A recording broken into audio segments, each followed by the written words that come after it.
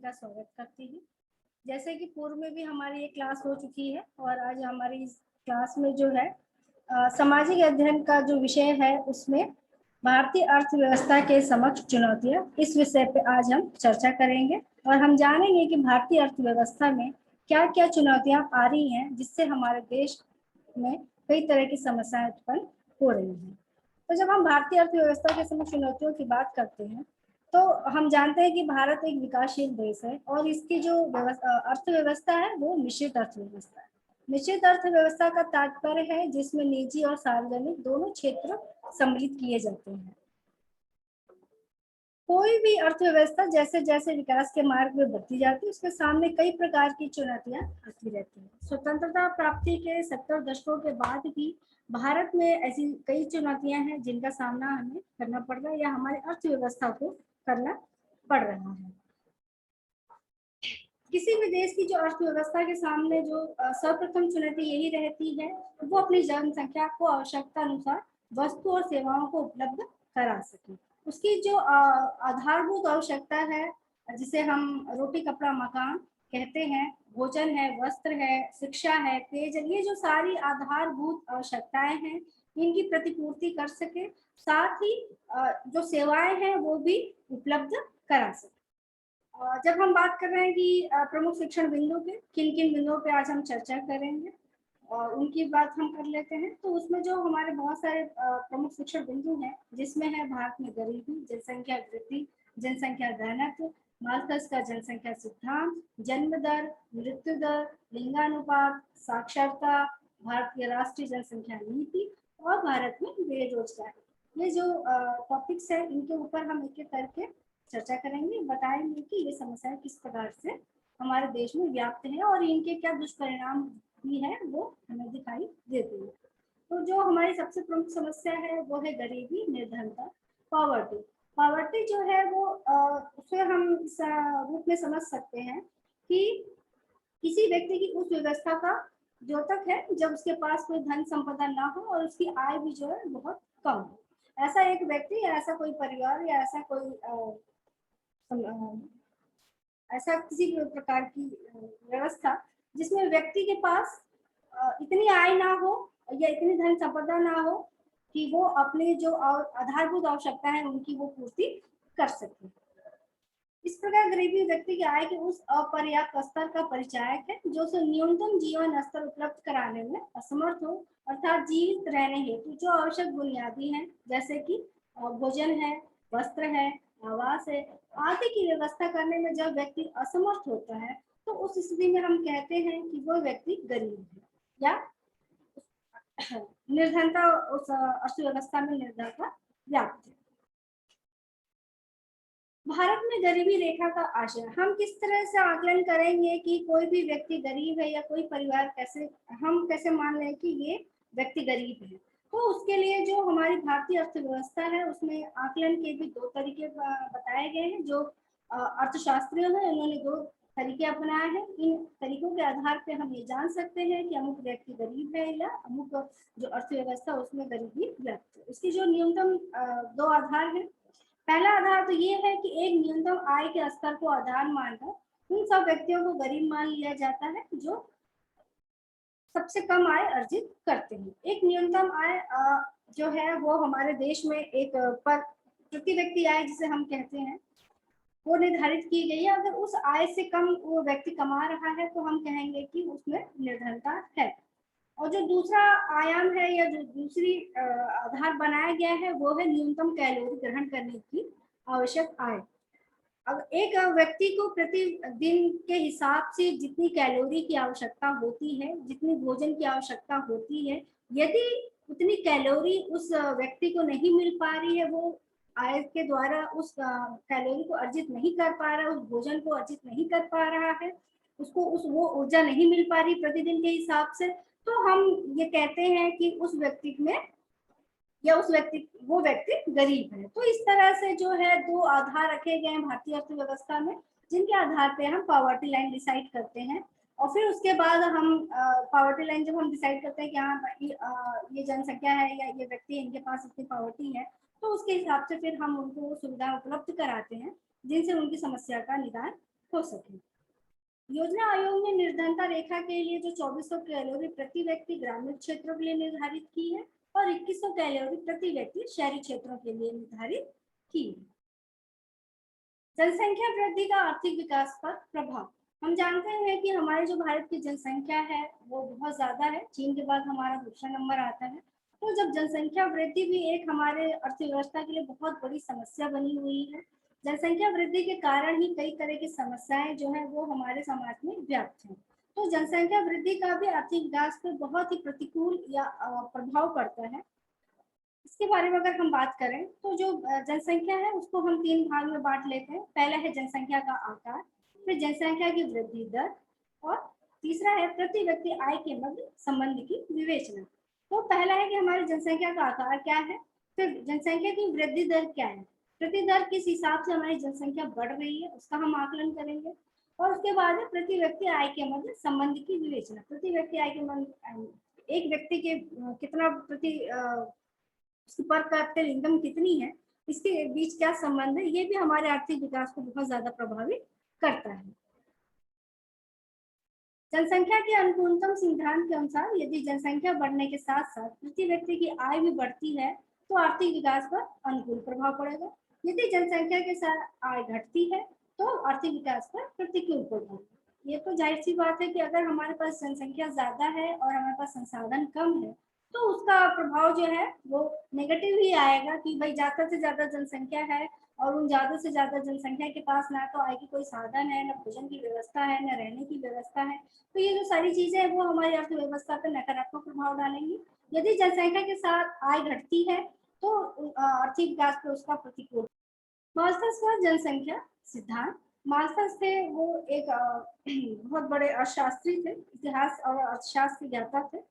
उनका वो जन्म में ब्रिटेन में उनका जन्म हुआ था और उन्होंने 1798 में अपनी एक निबंध उन्होंने प्रकाशित किया था जिसको हम प्रिंसिपल ऑफ पॉपुलेशन कहते हैं। प्रिंसिपल ऑफ पॉपुलेशन नामक निबंध में उन्होंने जनसंख्या वृद्धि और जनसांख्यिकी परिवर्तनों तथा दूसरी ओर सांस्कृतिक और आर्थिक परिवर्तनों का उल्लेख किया। उन्होंने ये जो निबंध लिखा था उन्होंने ये बताया था कि जो जनसंख्या की वृद्धि है वो हमारे डेमोग्राफिक चेंजेस में किस तरह से प्रभाव डालती है, और उसके साथ ही साथ जनसंख्या वृद्धि का सिर्फ जननांगी प्रभाव ही नहीं बल्कि सांस्कृतिक और आर्थिक परिवर्तनों का भी उन्होंने उल्लेख किया था कि जनसंख्या वृद्धि के कारण क्या सांस्कृतिक प्रभाव पड़ सकते हैं या क्या आर्थिक परिवर्तन हो सकते हैं। उन्होंने मार्क्स ने बताया था कि जनसंख्या और संसाधनों के बीच एक गहरा संबंध। ये हम सभी जानते हैं कि जब हमारे पास सीमित संसाधन है और उन सीमित संसाधन में अगर जनसंख्या वृद्धि हो रही है तो हर व्यक्ति के पास उन संसाधनों की जो पहुंच है वो बहुत मुश्किल हो जाती है। तो इसीलिए माल्थस ने कहा कि जनसंख्या और संसाधन के बीच वो है बहुत ज्यादा गहरा संबंध है, और उन्होंने संसाधन के स्थान पे जीविकोपार्जन के रूप में एक शब्द का प्रयोग किया था।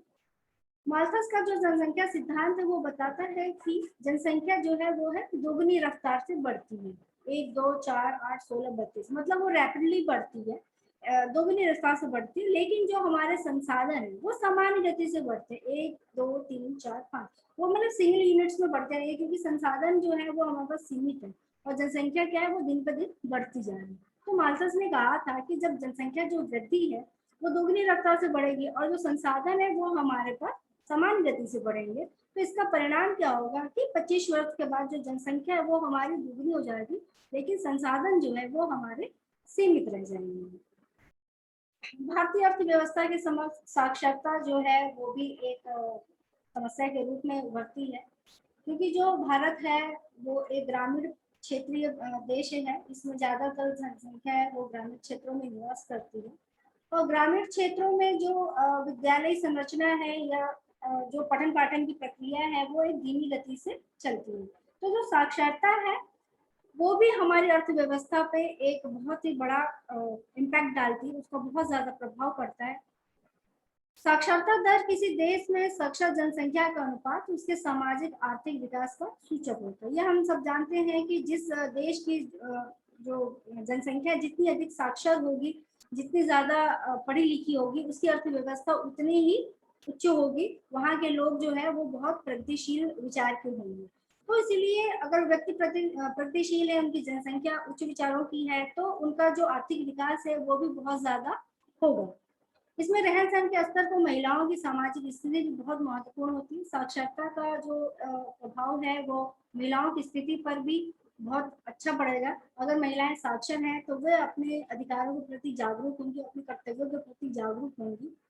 शैक्षणिक सुविधाओं की उपलब्धता तथा सरकार की नीतियों का पता चलता है कि सरकार क्या नीतियां चला रही हैं अपने देश में साक्षरता को बढ़ाने के लिए, या शैक्षणिक सुविधाएं कितनी उपलब्ध करा रही हैं कि हमारे देश की जो जनता है वो साक्षर हो जाए, जो जनसंख्या है वो ज्यादा से ज्यादा साक्षर रहे।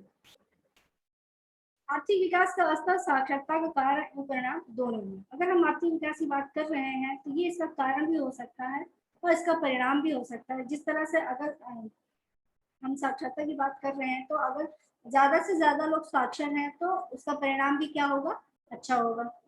भारत में जो साक्षरता दर है वो 7 वर्ष से अधिक आयु वाले जनसंख्या के उस प्रतिशत को सूचित करता है जो पढ़ लिख सकता है, जिसमें समझ के साथ अंक की गणितीय परिकल्पना करने की योग्यता हो। किसी भी देश के लिए शिक्षित व जागरूक नागरिक उसका महत्वपूर्ण मानव संसाधन होता है।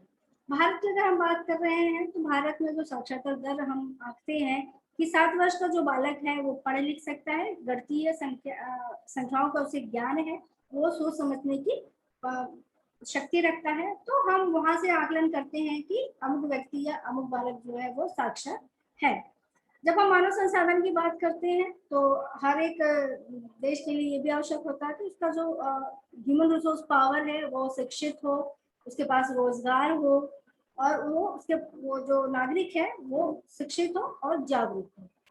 2011 की जनगणना में साक्षरता का ग्राफ बढ़ा है, विशेषकर महिला साक्षरता में भी वृद्धि हुई है। ये जाहिर बहुत ही अच्छी बात है कि जो हमारा देश है वो दिन ब दिन बढ़ोतरी करता जा रहा है, प्रगतिशील होता जा रहा है। तो इसका परिणाम ये भी है कि जो महिलाएं हैं वो अब अधिक साक्षर हो रही है। जब महिलाएं अधिक साक्षर होंगी तो हम कहते हैं ना कि एक महिला जो है वो पूरे समाज का निर्माण करती है, या एक परिवार की जो जननी है वो बालक की प्रथम अध्यापिका होती है, उसका गुरु होता है। तो इस तरह से अगर एक महिला शिक्षित है तो वो पूरे घर को शिक्षित करेगी, फिर वो पूरा समाज उससे शिक्षित होगा। तो इसीलिए महिलाओं के लिए जो साक्षरता का कार्यक्रम चलाया जा रहा है वो बहुत तेजी से चलाया जा रहा है कि महिलाएं ज्यादा से ज्यादा शिक्षित हो सके।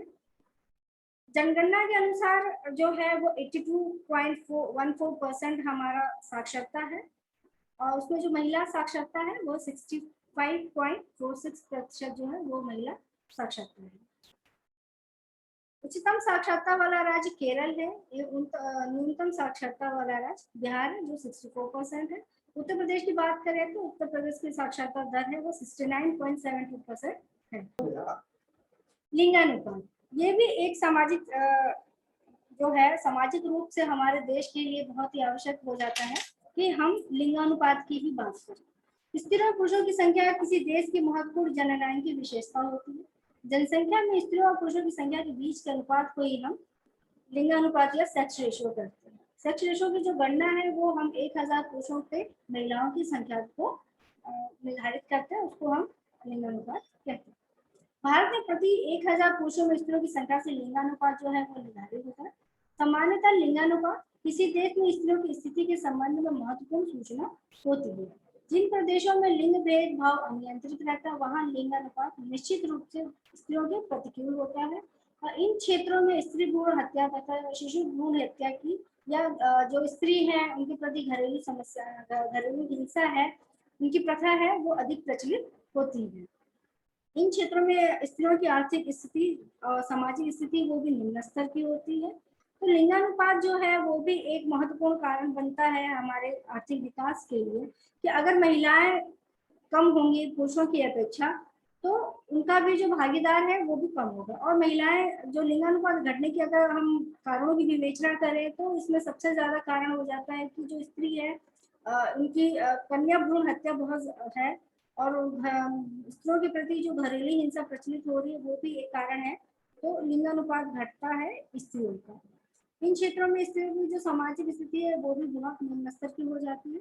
2011 की जनगणना के अनुसार भारत का जो लिंगानुपात है वो है 1000 पुरुषों पे 943 महिलाएं, और जो शिशु लिंगानुपात है वो है 1921, 1000 बालकों की। बेरोजगारी या अनएम्प्लॉयमेंट, जब कोई व्यक्ति कार्य करने को इच्छुक होता है तथा शारीरिक रूप से कार्य करने में समर्थ होता है, परंतु उसे प्रचलित मजदूरी के दर पर कोई कार्य नहीं मिल सकता जिससे वह अपनी आजीविका कमा सके, तो इस प्रकार की समस्या को हम बेरोजगारी कहते हैं। बेरोजगारी शब्द है वो इसे हम सभी परिचित ही हैं। भारत में बेरोजगारी दर है वो बहुत ज्यादा बढ़ रही है। व्यक्ति शिक्षित है, उसके पास एजुकेशन है, उसके पास काम करने की क्षमता है, लेकिन उसे उचित कार्य नहीं मिल पाता जो वो करना चाहता है। तो कोई भी ऐसा व्यक्ति किसी कार्य के लिए सक्षम तो है, लेकिन उसको उचित दर पे वो कार्य या मजदूरी पे वो कार्य जब नहीं मिल पाता तो उसे हम बेरोजगारी कहते हैं। बेरोजगारी भी कई प्रकार की होती है। श्रम शक्ति के कार्य में लगे होने के कारण बेरोजगारी की जो स्थिति है उसको हम दो रूप में देख सकते हैं, एक है ऐच्छिक बेरोजगारी, एक अनैच्छिक बेरोजगारी। इसके साथ है मौसमी बेरोजगारी और शिक्षित बेरोजगारी। जो मौसमी बेरोजगारी है, हम जानते हैं कि जो भारत है वो एक ग्रामीण परिवेश वाला देश है और इसमें ज्यादातर जनसंख्या है वो कृषि कार्य में लगी रहती है। तो कृषि कार्य में क्या होता है कि एक फसल उगाते हैं, फिर उसके कुछ 2-3 महीने वो घर पे रहते हैं, फिर दूसरी फसल उगाते हैं। तो वो इस तरह से मौसमी बेरोजगारी जो है कि 4-5 महीने तो हमें रोजगार मिल रहा है, हम कार्य कर रहे हैं, फिर साल के 3-4 महीने जो है वो हम घर पे बैठे रहते हैं। शिक्षित बेरोजगारी भी है कि व्यक्ति शिक्षित है, उसके पास क्वालिफिकेशन है, उसके पास पूरी डिग्री है, लेकिन उसे वो कार्य नहीं मिल पा रहा है जो उसे मिलना चाहिए। तो बेरोजगारी भी जो है वो भारतीय अर्थव्यवस्था में एक बहुत बड़ी समस्या बन के, तो इस तरह से आपने देखा कि कितनी सारी जो हमारी आर्थिक समस्याएं हैं जो हमारे भारतीय अर्थव्यवस्था में एक चुनौती बन के सामने खड़ी है, और इन समस्याओं का सामना करते हुए ही हमें अपनी अर्थव्यवस्था को मजबूत बनाना। सरकार बहुत सारी ऐसी योजनाएं चला रही हैं जिससे हमारी गरीबी की जो समस्या है वो दूर हो जाए, बेरोजगारी की समस्या दूर हो जाए, साक्षरता दर हमारी बढ़ जाए और लिंगानुपात है वो बढ़ जाए। तो ये जो जितने भी सरकार की जो योजनाएं, नीतियां, कार्यक्रम चल रहे हैं सुचारू रूप से चल रहे हैं, जिनसे आने वाले दिनों में जो हमारी भारतीय अर्थव्यवस्था है शायद वो इन समस्याओं से मुक्ति पा ले या हमारी जो अर्थव्यवस्था है उसमें सुधार हो जाए। इन्हीं सब बातों के साथ मैं अपनी क्लास समाप्त करना चाहती हूँ। किसी को कुछ पूछना है तो वो पूछ सकता है। Thank you.